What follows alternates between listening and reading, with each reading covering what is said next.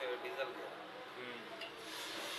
ਇਹ ਸਾਰਾ ਮੋਬਾਈਲ ਵਾਲਾ ਸਿਸਟਮ ਹੈ ਜਿਹੜਾ ਚੱਲ ਰਿਹਾ ਨਾ, ਇੱਥੇ ਸਾਰਾ ਆਇਲ। ਹਾਂਜੀ ਆਇਲ ਹੁੰਦਾ। ਜੇ ਹੁਣ ਤੁਸੀਂ ਇਹ ਨਹੀਂ ਕਰਨਾ ਨਾ, ਅੱਧਾ ਲੀਟਰ ਲੈ ਲੈਣਾ ਕੋਲੋਂ ਮੰਗਾ ਕੇ ਨਾ। ਠੀਕ ਹੈ, ਪੰਪ ਇੱਥੇ ਹੀ ਪਾ ਦੇਵਾਂਗੇ। ਨਾ ਨਾ ਫਿੱਟ ਕਰਕੇ।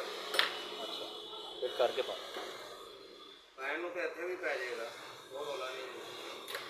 ਲੇਕਿਨ ਜਿਸ ਤਰ੍ਹਾਂ ਦੀ ਫਿੱਟ ਹੋਵੇ ਨਾ ਸਪ੍ਰਿੰਗ, ਇਹ ਸਪ੍ਰਿੰਗ ਕਰਨਾ। ਇਹ ਡੀਜ਼ਲ ਹੀ ਨਹੀਂ ਕਰ ਰਿਹਾ ਇਹਦੇ 'ਚ।